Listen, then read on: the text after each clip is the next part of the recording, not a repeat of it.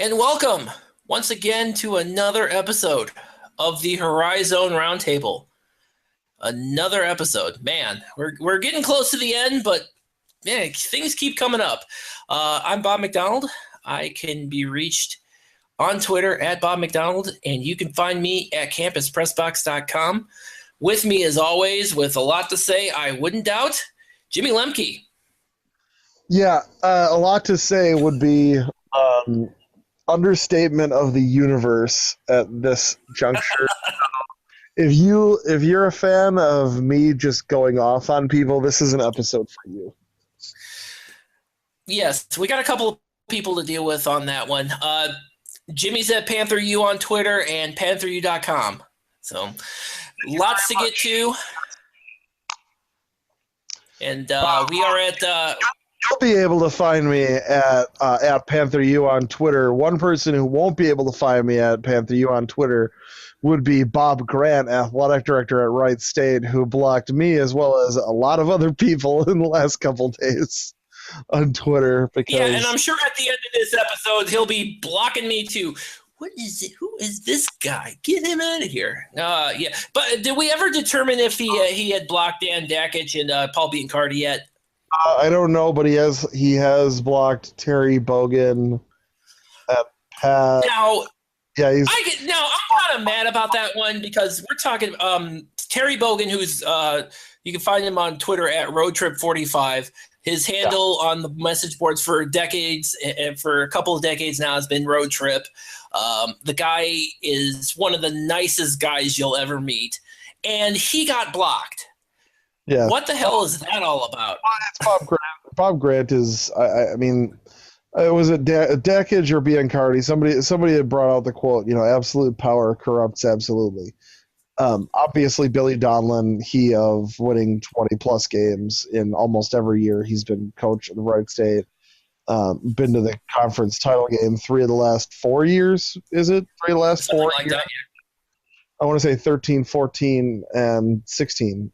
At the HoriZone League championship game. This is not a guy who you would fire. And he's young. It is his 6th year, but he has been building. He had a little bit above average record, but also the 2014-15 season, he had just a ton of injuries that he had to deal with. Yep. So it's a little confusing why it would happen.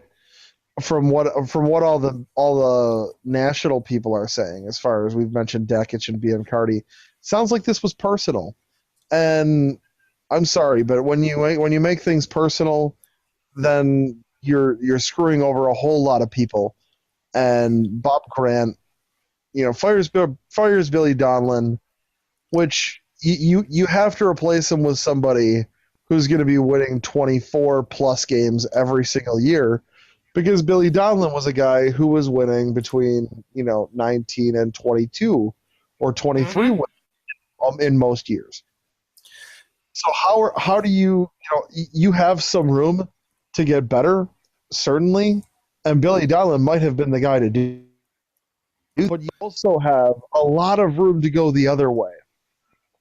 Yep. And there was a reason that Biancardi ended up getting jettisoned out of there. It was because Wright State was so much of an easy. They weren't so much of a hard out in the HoriZone League when I got in here in 2005. So Biancardi had some other issues related to his actually had some sanctioning issues related to his time beforehand as a assistant coach at Ohio State too. So keep that in mind too. On O'Brien's staff at Ohio State. Yeah. Oh yes, he was on that staff that had to vacate their I think it was one of their tournament runs. And he got busted at that right along with that. That's exactly what happened. Either way, they went to Brad Brownell, who took them to their only NCAA tournament in Division I. Which is interesting because Brad Brownell himself was ousted at Wilmington by an AD who obviously had no idea what he was doing. The irony of picking up a guy like Brad Brownell based upon something the thought process of an AD, and then losing Billy Donlin in the same basic fashion, really. At the same school, even that's kind of odd to me, at least.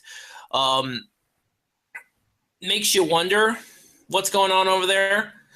Also, you can pretty much tell today is the overriding theme of this particular episode of the podcast is going to be, not just the Wright State thing, but Jimmy, we talked about this last episode, and I really thought we were going to have another year to discuss this, but Milwaukee, Rob Jeter, he's gone. You can say your guy because Rob Jeter is my guy. I know. I'm trying to be impartial. Damn it! I am a Rob Jeter guy through, and there's nothing that. There's some background that needs to be put out there. Rob Jeter came in following Bruce Pearl, who was a very difficult act to follow. Not as much the success, although Bruce Pearl did take us to the Sweet 16 and all the heights of that. It's not that as much as it was the personality. Bruce Pearl was very much he had this wonderful used car salesman, just kind of outgoing personality. Everybody loved Bruce Pearl. So yep. Whoever was going to follow Bruce Pearl was going to have a difficult job. And Rob took that job, and Rob had only been an assistant before, and he was a great recruiter, but he had only been an assistant. He hadn't been a head coach himself. So he hadn't been able to direct a program. And after his first year, when all of the last of the Bo Ryan and Bruce Pearl recruits had filed out as seniors and went after their second round appearance in 2006, Rob was basically had to start with a bare cupboard. There were a couple that were on the 06-07 team that had some impact on the 05-06 team. Avery Smith was chief among them, but really, Rob was starting from scratch. And the 06-07 season was really about starting with, he just didn't have talent. And then 07-08, he learned some other problems. Yeah, he learned other things about being a head coach and running a program. He had taken a flyer on a kid named Torrey Johnson, who's from Milwaukee, went to Juneau High School that has since closed. He played at Oklahoma State and then got run out of there when he had gotten a DUI. And Rob had decided to take a flyer on him that he was a good kid that just made some mistakes. Brought him in late in the fall semester. Torrey had been at a house party, got drunk, punched his girlfriend or hit his girlfriend. I can't remember if he slapped her or what. He did something with his girlfriend, and then basically being drunk and stupid, ran and hid in a closet somewhere, and the cops found him. Rob kicked him off the team the next morning. Another couple players from that team, Tim Flowers and Kevin Johnson, were two guys from Derrick Rose's entourage that played with him at Simeon, Chicago Simeon, and they basically thought that when you're part of Derrick Rose's entourage, it doesn't matter where you go, you get the star treatment. They didn't go to class or anything like that. So those guys, Rob learned some valuable lessons with those guys, and then he had a pile of injuries.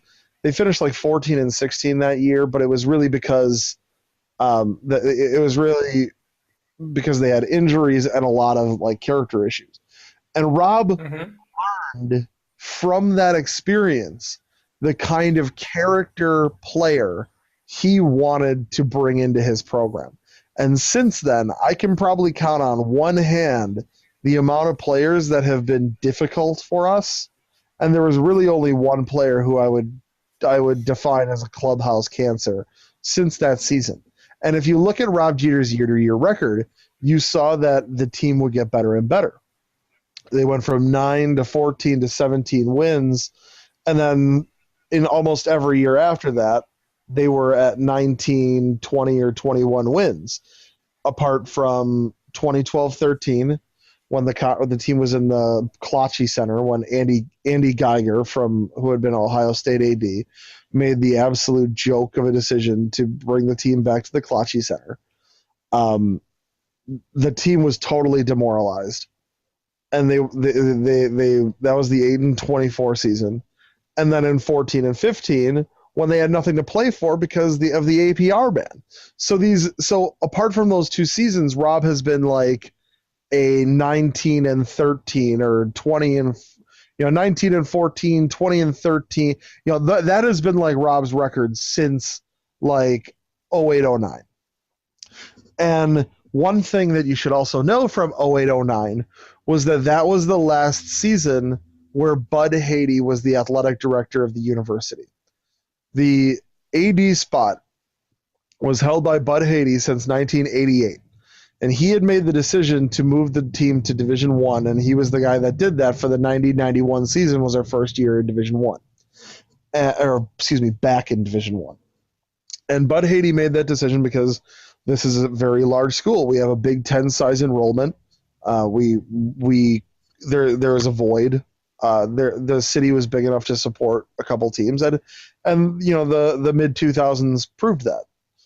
And so it was Bud's decision, and Bud was our AD for 20 years after he had been the ticket office manager at the University of Miami in Ohio. Now, Bud retired in 2009 and was replaced by a former Green Bay Packer by the name of George Kuntz. George Kuntz was, and I have very intimate knowledge of the Kuntz hire and Kuntz's tenure because I was on the search and screen committee that that recommended the hiring of George Kuntz to then Chancellor Carlos Santiago. And I also was the sports editor of the UWM Post, so I was in that office talking to everybody like almost every day. Now, George Kuntz was in way over his head, and he was an associate athletic director at Marquette. He was really there. He was working on his doctorate at the time, but he was really there for.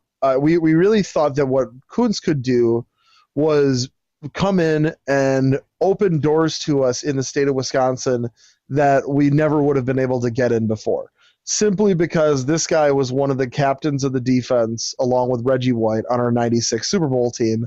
And in the state of Wisconsin, the Packers are a religion. I'm not kidding you. At Catholic Mass lets out 15 minutes early during Packer season so nobody misses kickoff. This is so obviously this is a guy that we looked at as he could open a lot of doors because he's George Kuntz, Green Bay Packer. And he could also, he could fundraise and get build us something and then move up. We had expected that when we recommended him that he would get hired, become raise a bunch of money and build us an arena. The arena was what we really wanted at the time.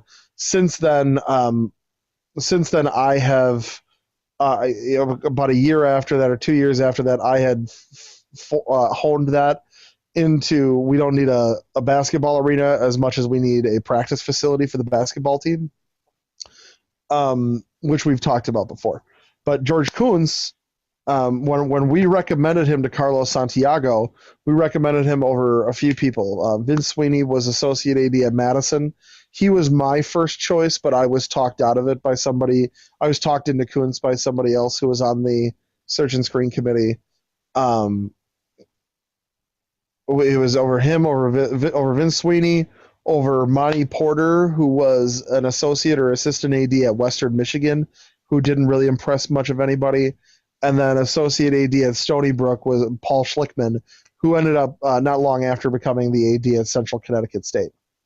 And so we recommended to Santiago that he hired George Kuntz, but we also recommended, because we knew that Kuntz was very much more of like a figurehead. Coming into this, the idea was that we could get by bringing in Kuntz, we could open those doors, but we needed somebody who could replace Bud Hady's administrative ability. Bud Hady, in the last 2 years of his job, ran the budget and did the finance for the athletic department, which you really don't want your AD doing that. You want to have an associate AD of finance doing the job, or a deputy AD or somebody. And in 2007, Chuck Lang, the finance associate AD, had left us for San Diego State. So we recommended to Santiago, you should hire George Kuntz, but you should also hire a strong associate AD who can run the books and be the main administrator, so that George Kuntz can really just be a figurehead that goes around and raises money by talking to people. Now, the problem... So bottom line, clearly that didn't happen. Yes, that didn't happen for about, Kuntz started, and it wasn't until I want to say March or April of the following year when that Charlie Gross had been brought in to start. And by the time Charlie Gross had started, George Kuntz had totally screwed up everything. Now, nice. He didn't screw it up on purpose. He had some personal issues. His wife, Tunisia, had died of breast cancer in, I believe it was October of that year.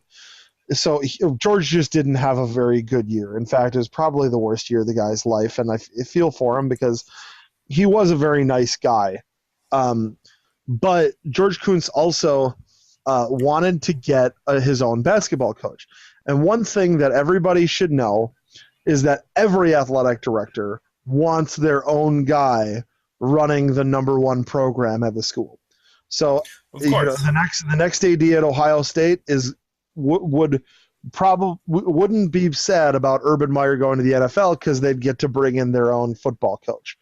The next AD at Marquette wouldn't be sad if Steve Wojciechowski left because to the Duke job, because then they could bring in their own guy. ADs always want that. So the problem with Milwaukee, though, is that there's been kind of a little bit of a churn over there in the AD department. Picking, and Rob Jeter is kind of, rolled with the punches through all of them up until this very point in time with Amanda Braun. Right. Well, I don't want to get to that, because that right now It's a little bit of a story. I am about halfway through it, or a little past halfway through it. So it's not. You have to get the background to understand why the basketball program has been on the precipice of being a good team, but hasn't been able to get quite there. Now, George Kuntz and every athletic director since has wanted their own guy as head coach, apart from Andy Geiger, but Andy Geiger screwed us up in his own special way. George Kuntz, his way of sabotaging the basketball program, at least his eventual way, was that his plan, and this is what ended up giving him the ouster, is that he wanted to hire a coach so badly. And the coach that he wanted to hire, by the way, is named Tony Benford. He was an assistant at Marquette. He is now, I believe, he's still the head coach at North Texas. So how is the Mean Green doing in basketball is all I got to say. But George Kuntz was going to fire every single one of Rob Jeter's assistants, all three actual assistants, as well as the director of basketball ops and the video coordinator. So he was going to fire all 5 of those guys and allow Jeter to only hire back one person, and the rest of the staff would be left empty. If you're not familiar with how staffs are built, JUCOs and 2-year community colleges usually have at least 2 assistants. So for a Division I program to have 1 assistant, the basketball coach is obviously having a real problem. So the idea that Kuntz had because Rob Jeter's contract had been, so bad for the department, was that he would put Rob in an impossible situation, and that Rob would quit. The problem with that is that Rob Jeter is, if you know nothing about Rob Jeter's personal relationships with people except one thing, know that Rob Jeter is basically a son to Bo Ryan. Bo coached Rob at Platteville, and Rob had been with him all the way until he took our job in 2005. So we're talking about 18 years where Rob was at this guy's side, almost about 16 of 18 years. 1 year he played pro overseas. 1 year he was on Marquette's staff under Mike Dean. But so the idea is that if Kuntz had done this and gotten Rob to quit, our university would have been blackballed by the coaches, the National Association of Basketball Coaches. Bo Ryan is pretty close, had become pretty close with Tom Izzo. And these are two of the most loved guys in college basketball. And if Tom Izzo and Bo Ryan are walking around telling coaches, you better not take that UWM job, that would have just killed our program. Kuntz might have gotten Tony Benford, but Kuntz would have just totally wrecked our entire program for the long term. So what ended up happening is, excuse me one second.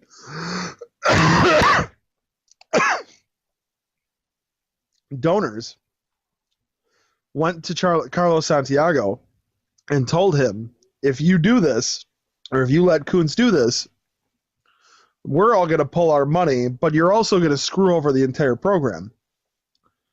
Ended up, Kuntz got pushed out. After him, there was an interim you really can't do anything. His name was Dave Gilbert.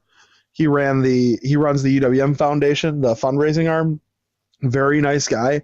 Knows basketball, knows athletics, but as an interim, you can't really command the support and command the respect from the university, because you're only going to be there for on an interim basis. So after Rick Costello was hired, that guy spent probably 90% of his time figuring out what other sport Milwaukee could add so that men's basketball wasn't, doing the brunt of everything. If you don't know much about the college basketball world, when you're a mid-major, the absolute best thing that you can have going for you is to not have a football program.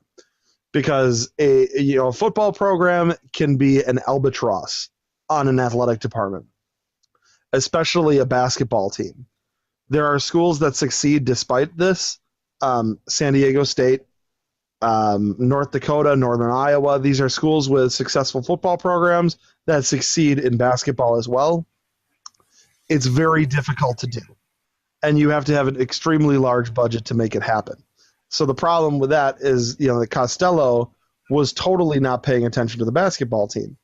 He ended up screwing up with soccer on something really stupid, and he ended up leaving. So when he was done, when he was forced to resign, Mike Lovell was our chancellor. Carlos Santiago had taken over the Hispanic College Fund. And Mike Lovell, who was the dean of the engineering school, stepped in on an interim basis to run, the university. So this is a guy who had spent his entire career in academia and had only just become an interim chancellor just a couple months before. So in the beginning of 2011, he's kind of like, I don't know what I'm doing. I need help here. So he goes to the only person that he knows will help him in hiring an athletic director, and that would be John LeCrone. Now, yeah, that guy. So John LeCrone, in quote-unquote helping the university, decides to convince us to bring his old buddy from the ACC, when LeCrone was on staff at the ACC and Andy Geiger was AD at Maryland, bring over my old buddy Andy Geiger, he'll make sure that the athletic department, gets up and going, and then gets you a permanent replacement. So, Andy Geiger makes the decision to move back to the Kalachi Center, and many people said he made this decision without ever actually even stepping into the arena in the Kalachi Center. I don't know if that's 100%. I think you've mentioned that on a couple of occasions. Yeah, that's still a head scratcher, man. There's another part that I can't really talk about, that Andy Geiger screwed up royally, but that would definitely be the one. UWM lost over half of its season ticket holder base for the 2012-13 season.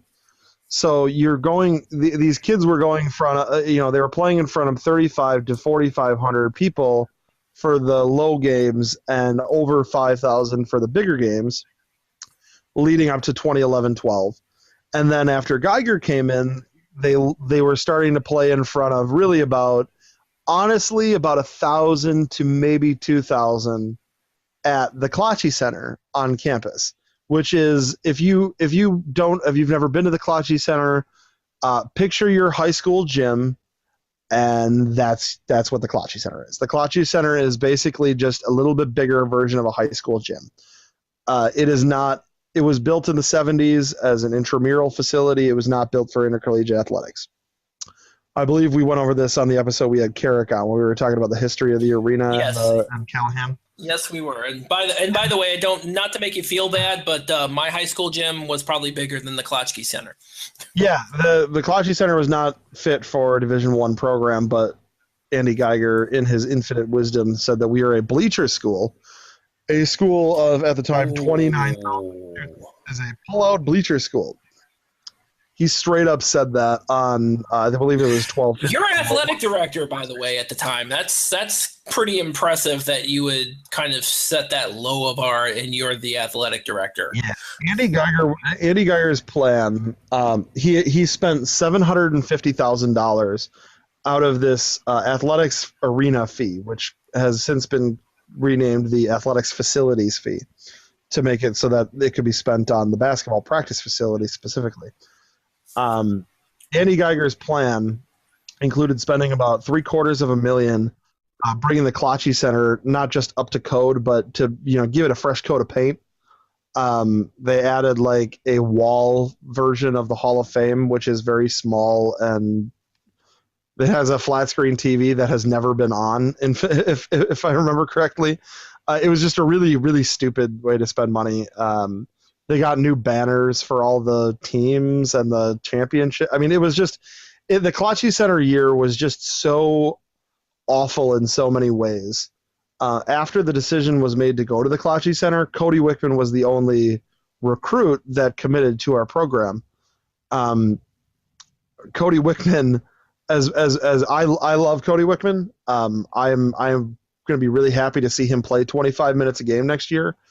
But when he was a high school player, we were his only full scholarship offer, if I remember correctly. Green Bay had offered him, and he's from the Green Bay area. Green Bay had offered him a preferred walk-on spot, where you pay for your own way in most years. So obviously, our recruiting fell off considerably, and it wasn't until after Amanda Braun had come in that until the late 2013 year when UWM started pulling in, the recruits that the arena was affording us. Jordan Aaron, when he committed to play for UWM, had picked us over Creighton. He picked us over Maryland, and I'm trying to remember the third other school was. It was like an A10 school, but Jordan Aaron had picked us because of what we the arena and how the team traveled. He had been told how the university the basketball team, when they go on road trips, if it's not a short bus trip, like if it's not a Butler, Valpo, Green Bay, or UIC game, if it's not that close, we take a chartered flight and they stay at a really nice hotel. it's a way for the athletic department and the basketball program to mitigate the fact that our practice situation is probably the worst in Division I, if not one of the 5 or 6 worst in Division I. So Jordan Aaron and other recruits that had committed for that 2012-13 year showed up thinking that they were going to be playing in the house that Kareem and Oscar Robertson built or made famous, and rather instead they were playing inside this just high school gym, which was as big as the one he played in high school in the Bronx. So Amanda Braun had stepped in after a while, and like every athletic director before her, she was sabotaging the basketball program. The red shirts and transfers, one of the first things she did, they were not able to go on road trips. So there was a time we played in the 2013-14 season, her first year. We played at UMKC, and the Pearl twins are red shirts that year. And I was at the Sports Authority where my good friend Paul Spicuzza was working, and the game's going on because we're listening to the game on the radio. It wasn't on, or we had the game on the TV in the store. And in come the Pearl twins, and we're like, "What's going on? Why aren't you guys in Kansas City?" And they're like, "Well, we're not allowed to go on road trips." And I was like, "Why would Jeter not let you go on road trips?" He's like, and one of them, obviously I can't remember which because they're identical. One of them says, "Oh no, it's the athletic director won't let redshirts and transfers go." In fact, Trinson White was sitting, in Milwaukee too. He just wasn't with them. So when we did the math, and those players lost up to something like 40% of their practices during their freshman season. So how are you supposed to get better as a player if you are not allowed to get on the court and play with, practice with your team during, the season? So this was one of a lot of different moves where Amanda Braun made these decisions that cost the basketball team a little bit here, a little bit there, a little bit here, a little bit there. Eventually, they were busing to most places. In fact, when the Horizon League tournament came up, I believe we were after Youngstown State, I think we were the only school that actually that didn't fly to Detroit for the Horizon League tournament. I think Cleveland State probably took a bus just because you guys are only like 3 hours away. Yeah, it's only 3 hours away. That's a short trip for us. Remember why I said Jordan Aaron committed here to play for Milwaukee? He liked the arena. He liked number one in the coaching staff, but number two, he liked the arena, which Geiger had screwed up, fixed, and he also liked the travel. He liked the idea of staying in really nice hotels and eating nice food and doing these things. It's a way for us to mitigate the lack of a practice facility or even a practice gym. Well, we could no longer these things. So recruiting has kind of fallen off because it's easy for other schools to say, well, you're not even traveling in style like they used to, and your practice, you're going to get kicked out of practice by the dodgeball team because at the Kalachi Center, the arena floor is where the basketball team practices, and they are kicked off floor by whatever intramural program is supposed to follow them. And I've been to I've been to a couple hundred practices in my day since I came to UWM. And there would be days where they would have a 2-hour practice, and with half an hour or 45 minutes to go, you'd have some facilities guy who works for the university coming in and saying, "You guys got to clear the floor now because the intramural whatever teams games are supposed to start and we have to set up." Does this sound like a tenable situation to you? No, it doesn't. And well, this is the other question, and this goes back to what we talked about last episode in the question that I had posed. of the do you trust your current AD to make the right decision as it relates? Okay, yeah, because you are of the opinion that that sentence, do you trust your current AD? And I will say no. Okay. Well, you were of the opinion that you wanted the chancellor, Mark Moan, to actually make the decision, but it does not sound like it is his decision that's going to be made. It's going to be Amanda Braun's decision, and so therefore now you have that problem. And with the other situation, then is you now have two, not just Milwaukee, of course. You have two vacancies within the HoriZone League right now. Yeah. You have Milwaukee, you have Wright State. You have two situations where, regardless of you have two coaches that won 20 games this year, and it wasn't enough. And so if you are applying to these positions, you have to have in the back of your head, the other guy won 20 games last season, and it wasn't enough. So there must be something else going on, be it personality-wise, be it something-wise, that's going to make me think twice about wanting to, apply for this particular position. And that may be, realistically, a deterrent for potentially some of the top-tier choices that these ADs have to fill this position. And then you run into a situation where your first choice isn't going to be the person who gets the job. And I know I mentioned this a couple nights ago on Twitter, where this is the HoriZone League. You have just as much a chance to get a Link Darner as your head coach as you do a Mike Garland. Right. And that's the situation that these schools have set themselves up for. Whether they did it intentionally or not remains to be seen. Well, I will say this. Obviously, I can't speak to Wright State's opening.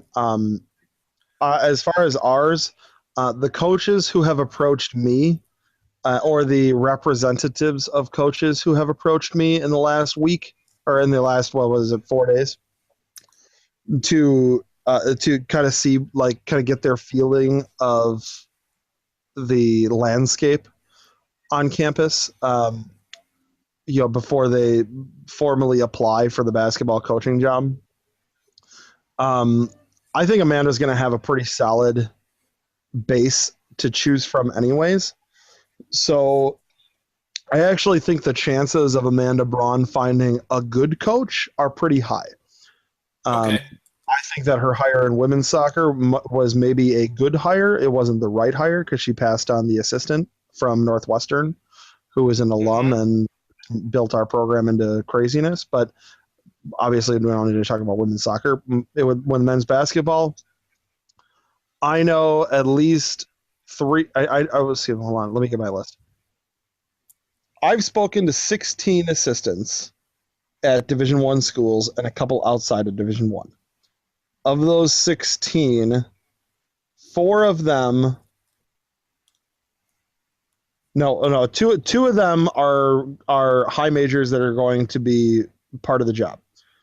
There are a couple people who have approached me as representatives of other coaches who would be applying for the job, and just getting a lay of the landscape. I haven't. I have laid out, pretty much everything that's out there, that's out in public. Talk to them. I do have a preference as to who I want to be the next basketball coach at this school. I will not share that. I've said on the message board and on Twitter that I do not want to influence Amanda Braun in any way, shape, or form to go one way or the other on the next basketball coach. And my preference has representatives for that person have spoken to me. But as I said to them, and as I said to them, and I'm saying to you, I'm not, going to publicly support this person. Sure. I think everything Amanda Braun has done in the last couple weeks, the best word to describe all of it is petty. The way she has handled the Jeter firing, the way she handled the At the same time, you could say the same thing about the Donlin firing too, because you're talking about a guy who everybody knew he got fired, and then Wright State finally got around to sending out and announcing it 3 days later.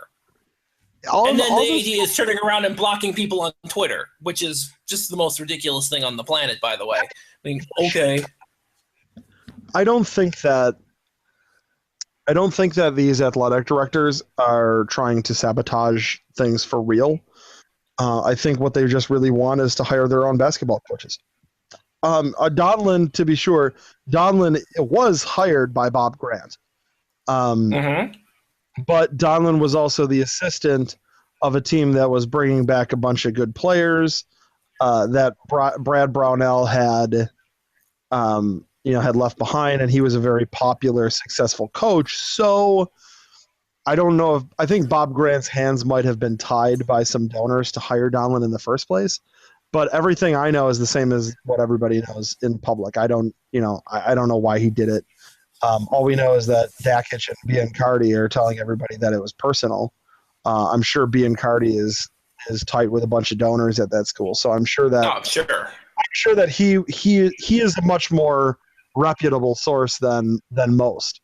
All I know is what's public, and what it sounds like it was petty. And Amanda Braun's decisions, they reek of petty, whether or not she actually did it. I know what else is coming in the next couple weeks. I know some of it. I don't know all of it. I know that if Amanda Braun wants to hire an athletic director, wants to hire the next basketball coach,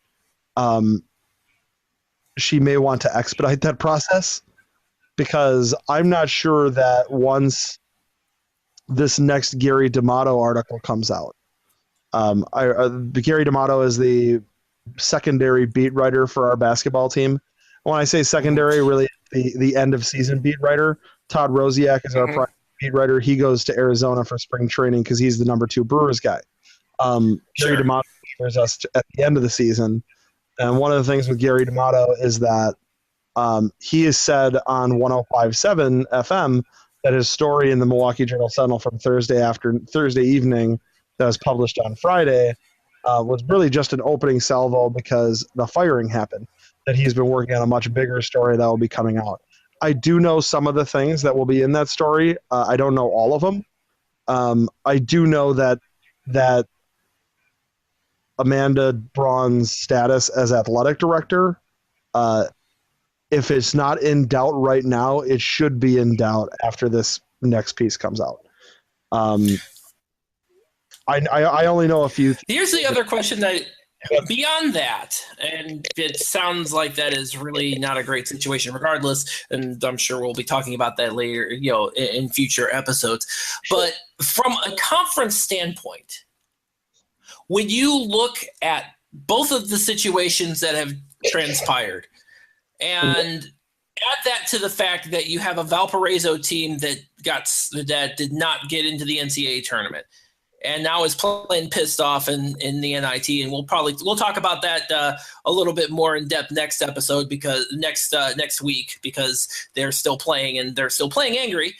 But you take that situation. You take the situation where you're already having a problem with the strength of the conference, and then you turn around, and then you have two of your arguably, or not arguably, even top coaches being dismissed, and they're going to be replaced, and that would create, whether it does or not, it creates a real question mark for those two teams next year. Yeah. What from a conference standpoint, where is the cause for concern from a conference level? Well, I think that is an excellent question. I think what's going on here is that we have somewhat of a Butler effect, and that Butler effect being that a lot of these programs felt left behind. Donors, fans, season ticket holders, players, coaches, administrators, chancellors and presidents. All these people have felt kind of left behind, and the pressure to succeed is much higher because nobody wants to be left behind in a next round, or maybe because Butler's gone, there's this void that we see needs to be filled at the top of the conference, and everybody wants to be that that team, and everybody all of a sudden has shorter leashes on their coaching staffs. But these athletic directors have failed the conference in such a huge way, because let's be 100% clear here.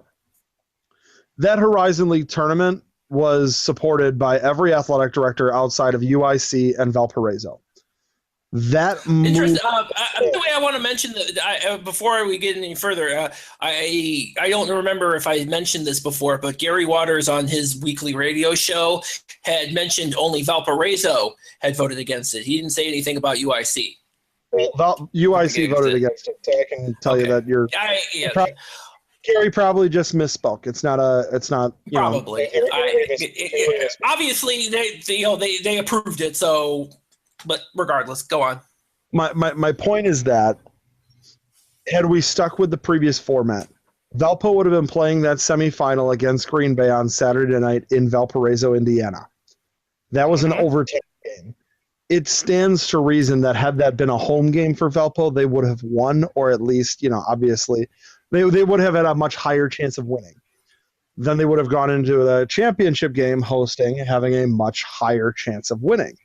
And the reason I bring this up is that Green Bay just got smoked in the NCAA tournament by Texas A&M.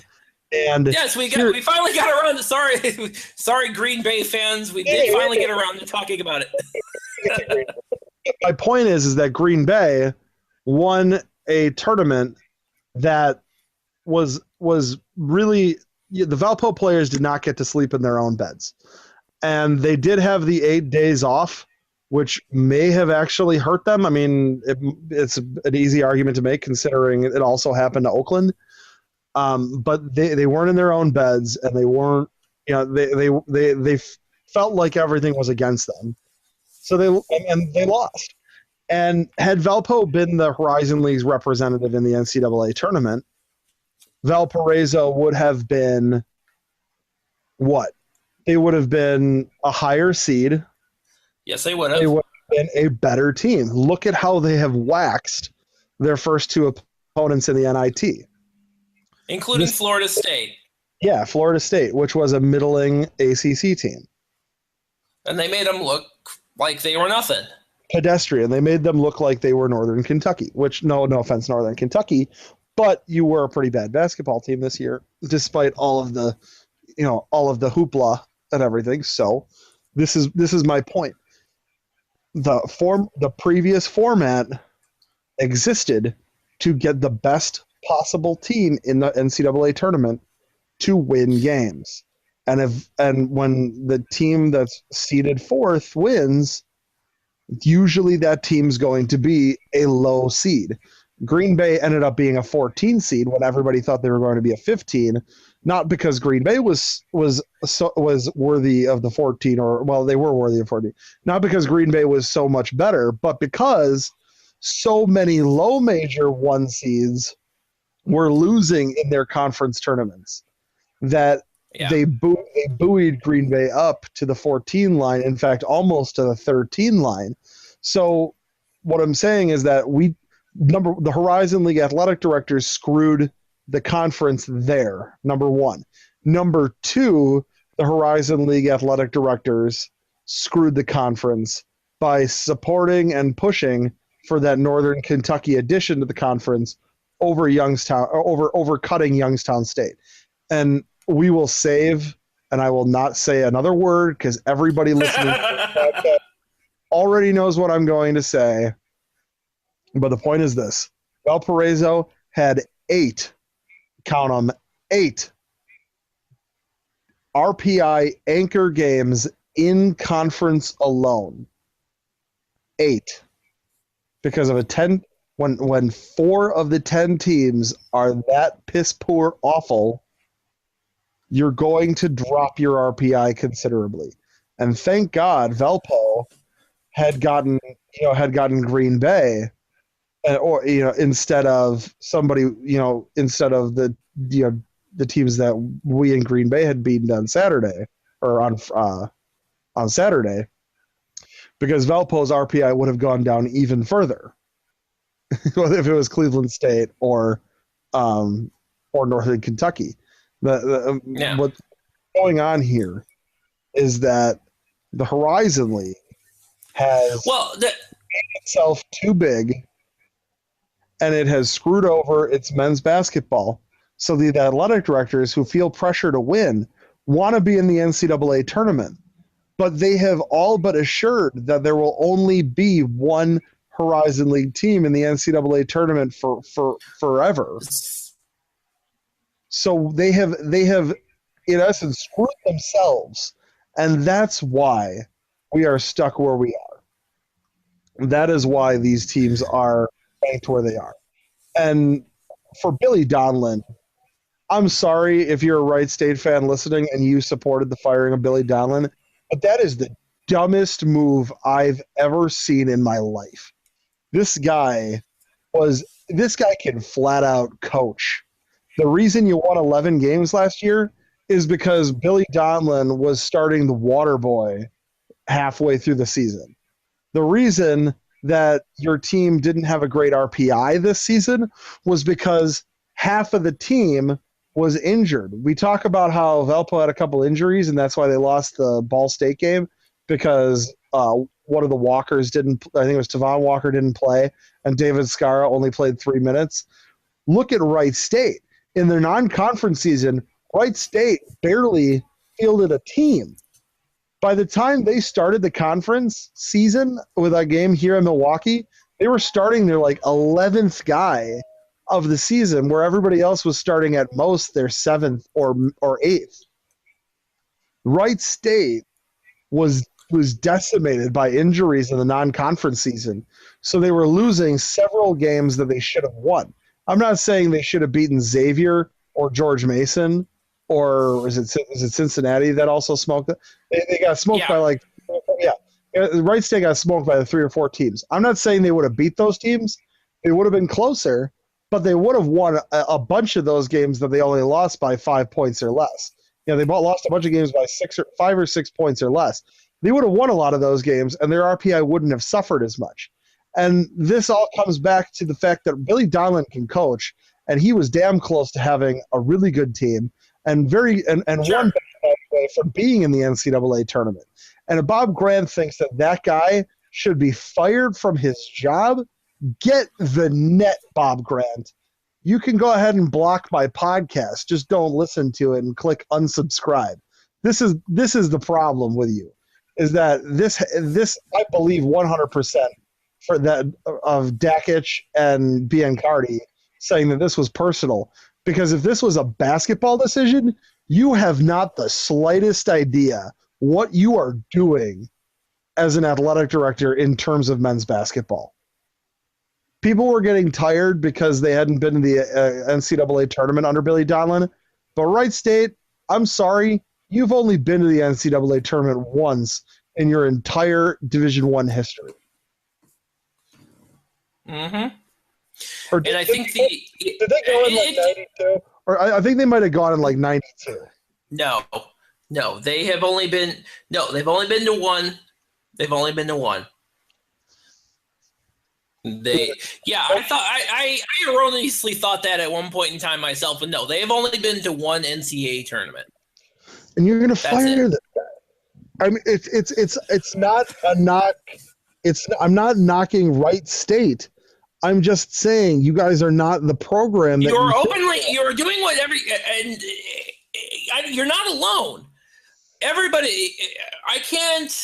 It seems to me that you are not alone. It seems to me that a lot of Wright State fans agree with you, openly wondering why this is happening now. I mean, if it was going to happen, it should have happened last year when they had a losing record. A second, I was right. It wasn't 92. It was 93. NCAA. Okay, 93. I knew they had been from a long time ago. I thought they had only been. Honestly, I thought they only. Regardless. Anyway, you're. But again, if you're gonna get rid of the guy, you should have gotten rid of the guy last year when they had a down year, not this year when they won 20 games and they were in the championship game. That is, I mean, you know what? I don't know. I don't know. All I know is that now you have you bring out a question mark for two teams that were 20-game winners this year. Now next year you have a question mark how good they're going to be next year. On top of the group of schools that you currently had, the 4 teams that you had this year that were not good. Now, keep in mind, I suspect that at least 1 or 2 of those teams are going to do better next year. We know which one probably won't, but regardless, even if you like, for example, even if Northern Kentucky does better and Cleveland State gets out of there, then you turn around and you have Wright State and Milwaukee who's starting with new coaches, and there's a chance that those 2 teams could go south. And we haven't even talked about Detroit. We don't know what's going on with them. We don't know what's going on with you have Green Bay. You don't know how they're going to do with Link Darner's his recruits, because you have Love, you have Faust who are going to be graduating. You have those question marks. And so you have so many questions coming in, and you have a conference that is more interested in legacy building than actually doing better on the court. And that is a problem. That is a major problem. And then we get to all act shocked and surprised when the Valparaiso decides one day to move on to another conference. We get to all act all shocked and surprised that that's going to happen. So you're setting it up that way. You're going to set it up. At this point in time, you have set it up where, and we talked about this in previous episodes, where the HoriZone League has become Summit League 2.0. Or I'm sorry, we'll call it Mid-Con 2.0 because I don't want to, because Summit League is their own different thing. But you've set it up where you've already set it up that way where it's going to be the case. And now, this year, you have it where the HoriZone League was in fact Summit League 2.0 because based on the RPI, they were worse than the Summit League. And now you've said it, and then next year you have so much uncertainty that you don't even guarantee that you're going to have a better situation next year. And it's a concern. It should be a concern for each and every fan of this league. Beyond that, I don't know what to tell you, man. Top team in the RPI, Valparaiso at 49. 4 teams in the 100 to 200 range. Green Bay 112, Milwaukee 173. Between them, Oakland was also close, and then Wright State. Detroit was 204, and then in the last 25 of the top of the 200s, Youngstown at 275, followed by Cleveland State, and then 296 Northern Kentucky. UIC pulled up the rear at 346. Out of how many teams? 351, 353. I can't remember how many are in Division 1 now. Teams, I believe, were in the RPI. This conference, and that brings up another question. Steve McLean year 2. Yeah, you have all these new freshmen. Are they going to do better next year than they did this year? Again, so many different questions, and we'll probably talk about this a lot more in near the close in our closing episode. But I just wanted to get that one off of my chest, and I think. Honestly, I think we'll be talking about this again probably next episode. So, it's unfortunate because the HoriZone League should be really good. What the HoriZone League should be is a conference that everybody should want to be a part of. You get these Midwesterners all very close. That your farthest you're 8 hours or less from just about everybody. Green Bay aside, you're close enough, and they're all in nice cities. Green Bay and Valparaiso and Youngstown notwithstanding, you're in Detroit, you're in Dayton, you're in Milwaukee, you're in Chicago, you're in Cincinnati. Yeah. So you're in these nice cities. We all have these cities that we get a lot of our students from, which means we get a lot of our alumni there. Valparaiso's got something, So these 10 schools, there's good things that this conference should be, and we have here we are, and we have this one thorn in our side, and it's really digging in, and things are not the greatest right now. So I'm at this point where I hate it because I like playing these games, but I'm a fan of any one of these teams supposed to say this is the best we can do. Youngstown State will probably be happy going to a different conference, so they should go. All right. Well, all right. We'll such a difficult. Not to cut you off, but I'm kind of gonna. We'll talk about this a lot more later on, but we're gonna go ahead and wrap this up next week. Because next week we'll probably talk more about Valpo's NIT run, and then this crazy thing that's going out with Vegas and Oakland. We didn't even get to that, but I figured we were gonna get to that next week. So, For Life's done it. Show at some point. We know you listen, Coach. So maybe on the wrap-up show after the Vegas 16, maybe we'll get, among other things.